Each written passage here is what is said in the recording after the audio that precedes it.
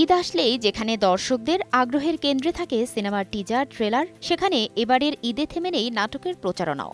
ভিন্ন আঙ্গিকে ভিন্ন রূপে হাজির হচ্ছেন নাটকের নির্মাতা অভিনেতারা। এরই মধ্যে ক্লাব 11 এন্টারটেইনমেন্টে এসেছে খালিদের টিজার। 59 সেকেন্ডের এই টিজারে জিয়াউল হক পলাশকে দেখা গেছে মারকুটে এক বক্সারের রূপে। গতানুগতিক ধারার অভিনয় ছেড়ে এবার নিজেকে ভেঙে চুরে অনন্য উচ্চতায় নিয়ে গেছেন তিনি। নাটকে ফাইটিং এবং বক্সিং রয়েছে, যা দর্শকের কাছে নাটকের ক্ষেত্রে নতুন মনে হবে।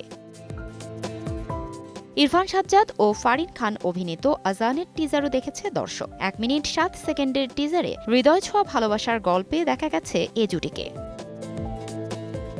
প্রকাশ পেয়েছে অপূর্ব ও তাসনিয়া ফারিন অভিনীত হাউ সুইটের 2 মিনিট 56 সেকেন্ডের অফিসিয়াল ট্রেলার। কাজল আরফিন অমি পরিচালিত রোমান্টিক কমেডি ধাঁচের নাটকটিতে ইতিমধ্যেই বালাম ও ন্যান্সির গাওয়া মায়া মায়া লাগে গানটি দিয়ে দর্শকদের নজর কেড়েছেন এ জুটি।